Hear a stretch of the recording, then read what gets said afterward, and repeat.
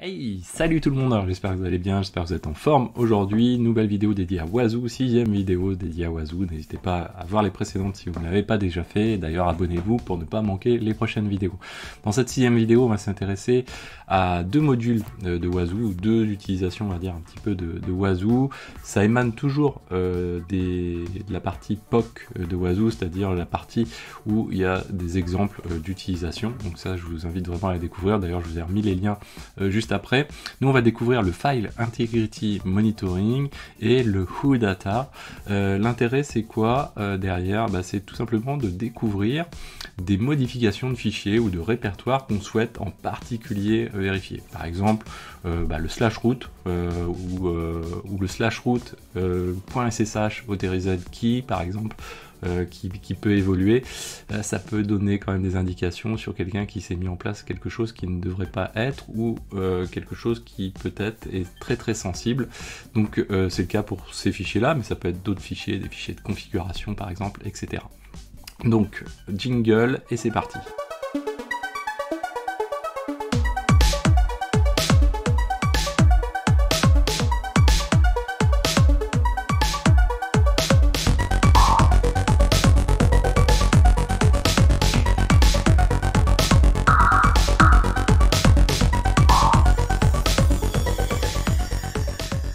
Donc voilà, c'est parti, on redémarre de Wazoo. Dans mes agents, j'ai Wasn't 1, pardon, et Wasn't 2, Wasn't Agent 2. Nous on va juste utiliser WasAgent 1. Ce que je vais faire d'ailleurs, on va se remettre dans le terminal ici. Lui, on n'en a pas besoin, on va se mettre comme ceci. Voilà. Ou WasAgent 2, on va prendre plutôt. Parce que je crois que j'ai un peu utilisé WasAgent 1 sur d'autres cas de figure et j'ai peut-être un peu pollué sa configuration. Donc autant repartir de quelque chose que vous allez avoir également. Je vais me mettre en route directement pour faire mes petites modifications. Derrière, donc qu'est-ce qu'on va faire? On va appliquer la documentation qui est ici, tout simplement. Donc j'ai rien inventé. C'est des choses qui existent. Vous avez ici donc les Proof of Concept Guide qui existent ici. Vous en avez plusieurs, on va en pratiquer quelques-uns. On en a déjà pratiqué d'ailleurs aussi quelques-uns dans les vidéos précédentes. Là ici on retrouve donc le premier cas de figure qui est le File Integrity Monitoring. Son objectif, donc vous voyez, il est capable de le faire sur du Debian, Ubuntu, je pense sur du Red Hat également, je pense à mon avis, et sur du Windows également. Donc ça peut être assez sympa. Donc là c'est des exemples à base des deux. Oui, sur Ubuntu, sur Red Hat également. Et derrière donc on va retrouver un exemple très simple. Ici par exemple ça va être le suivi de /root directement. Donc là si on prend cette ligne là, on va la regarder ensemble. C'est très rapidement regardé. On va se mettre sur notre agent ici, on va faire un vim donc pour aller modifier la configuration de notre agent /etc osec.conf, et derrière ici on va aller chercher la partie syscheck. Normalement, voilà, syscheck qui existe ici. Alors par défaut, attention, nous on va aller la changer pendant que j'y pense.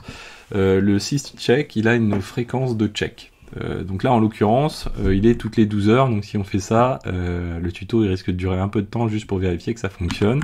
Donc là on va se mettre toutes les minutes, voilà, comme ceci, et on peut, d'ailleurs vous voyez qu'il y en a déjà qui sont présents, checker, rajouter des directories qui vont être checkés comme ceci.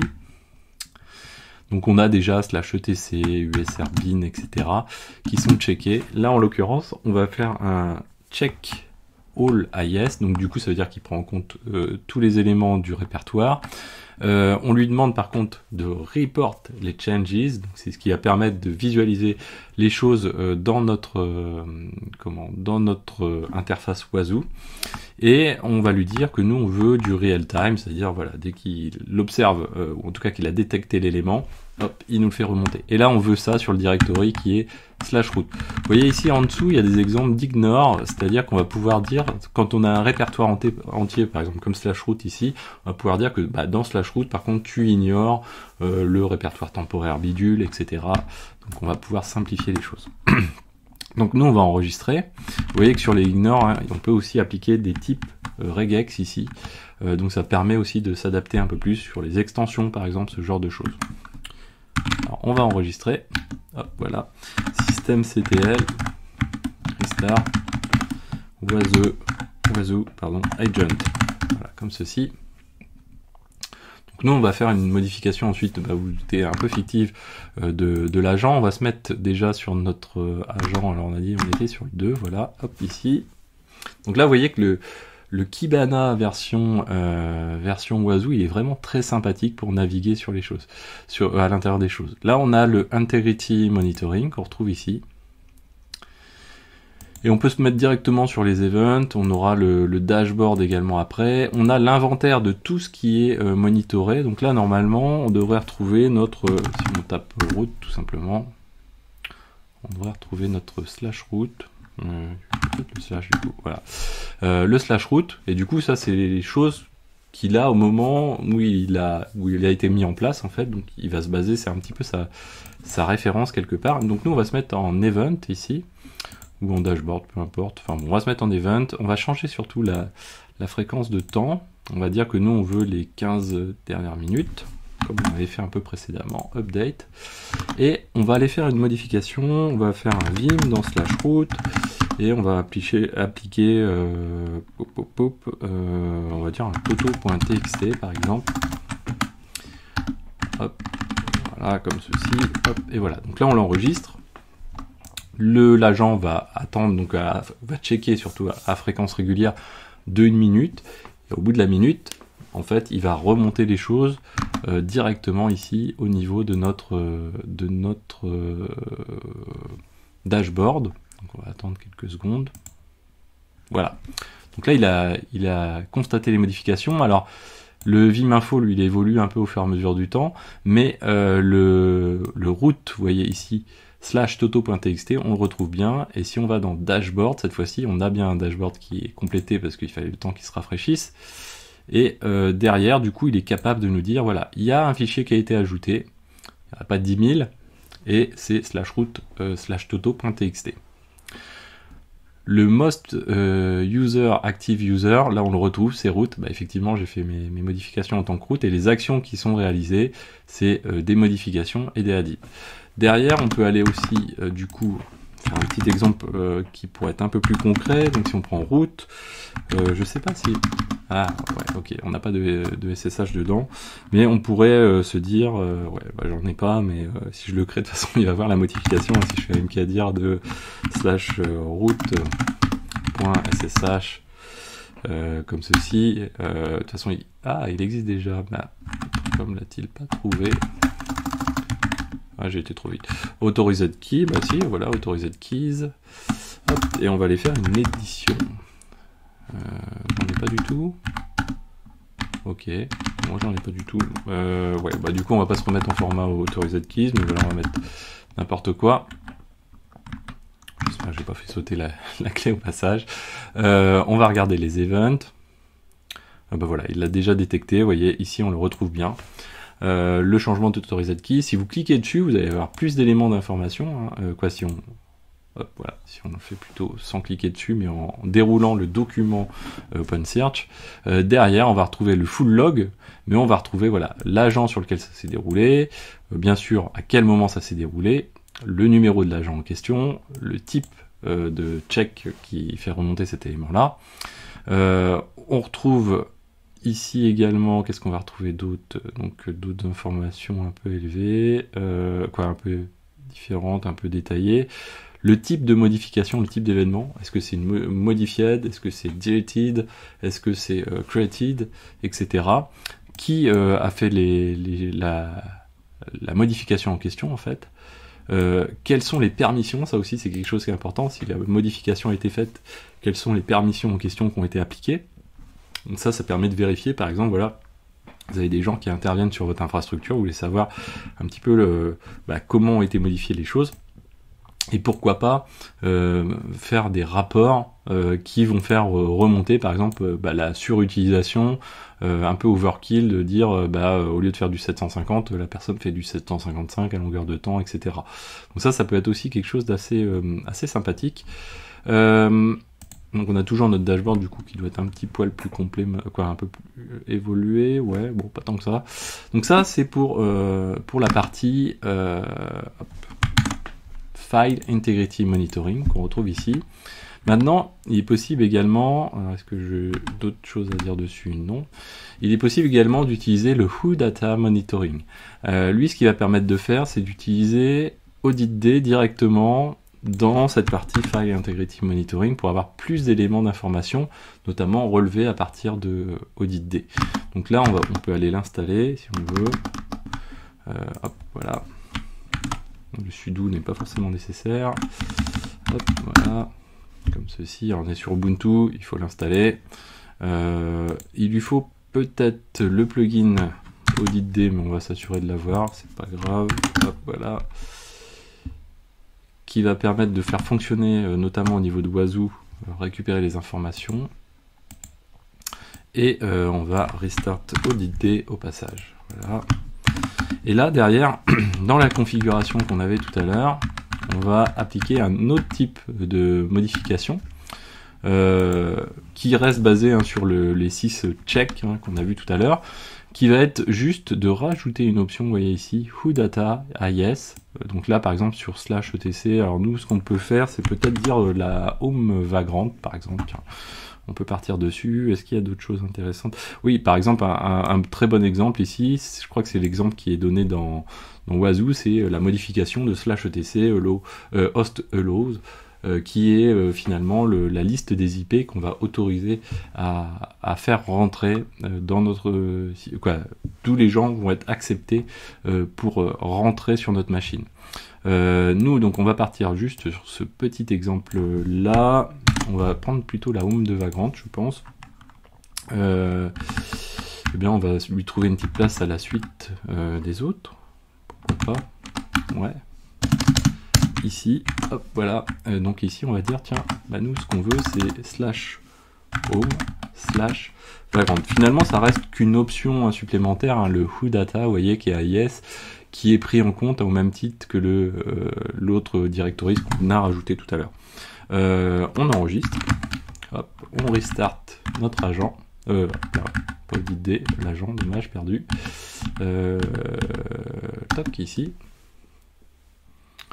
comme ceci. Alors ça met quelques secondes, voilà.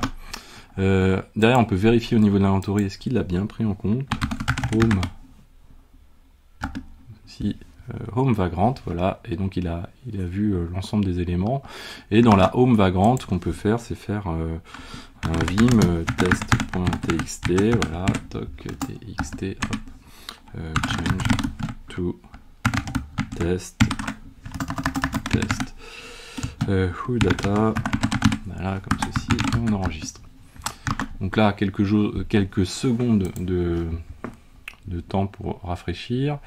On est toujours sur les 15 dernières minutes, donc c'est bon. Hop. On rafraîchit. Hop. Home Vagrant Test, on le voit passer ici. En added, vous voyez, donc effectivement, c'est bien un fichier qu'on a rajouté. Et derrière, donc si... à chaque fois que je clique dessus, je suis trop tenté par le lien, mais c'est pas comme ça que ça fonctionne. Derrière, on va retrouver des informations complémentaires en fait par rapport à ce qu'on avait précédemment. Alors, j'arrive pas à mettre le nez dessus. Ouais, un bon moyen de s'en rendre compte, c'est d'aller voir la doc directement. Et si vous allez, alors c'est pas celui-ci, le Who Data, est-ce qu'on n'avait pas l'exemple dedans? Il me semblait que c'était pas quelque chose que j'avais inventé. Je crois que j'ai mis le lien sinon. Who Data, voilà, l'exemple du Who Data, ça doit être ici. Advanced Setting. Ah ouais, ok, c'est dans une sous-partie. Voilà, qu'on retrouve ici, ou Data Monitoring. Donc ça fonctionne sur Red Hat, sur Debian et sur d'autres systèmes également. Derrière, finalement, ce que ça va vous permettre, voilà, ça va permettre de retrouver des champs d'alerte et de pouvoir les exploiter. Vous avez le champ User, Login User également, qu'on doit retrouver normalement ici, Login. Check audit. Alors là, vous voyez, on retrouve tout ce qui est audit supplémentaire. Donc c'est des informations supplémentaires qu'on n'avait pas forcément tout à l'heure sur le cas de figure que l'on avait, qui était sur /root par exemple ici, je pense. Est-ce qu'il ouvre? Oui. Vous voyez, ici, on n'avait pas tout ce qui était audit, on ne l'avait pas. Alors après, attention, il y a quand même des choses, si vous comparez d'égal à égal, il y a des choses qui sont déjà fournies par ailleurs, qu'en fait, mais ça permet de se baser sur audit D, donc potentiellement, et d'avoir du coup des champs supplémentaires pour pouvoir, là, vous voyez qu'on voit l'UID, ça doit être l'UID de Vagrant, ouais, c'est ça. Derrière, qu'est-ce qu'on a d'autre encore? L'ID du process, qu'on n'avait pas forcément tout à l'heure. Également. Non, je suis pas dans le bon. Si? Si, ouais, je suis dans le bon. Donc l'ID du process. Voilà, vous retrouvez pas mal de choses. Quel est le process en question qui a appliqué la modification? Donc effectivement, nous on a utilisé Vim. Donc comme ça, on sait un peu plus le comportement qu'a eu l'utilisateur, pour savoir si c'est quelque chose de régulier, dans des pratiques qui sont autorisées ou non autorisées. Vous voyez qu'ici, on retrouve les permissions, effectivement. Là, on est en R pour les others, ce qui est pas forcément terrible et souhaitable partout.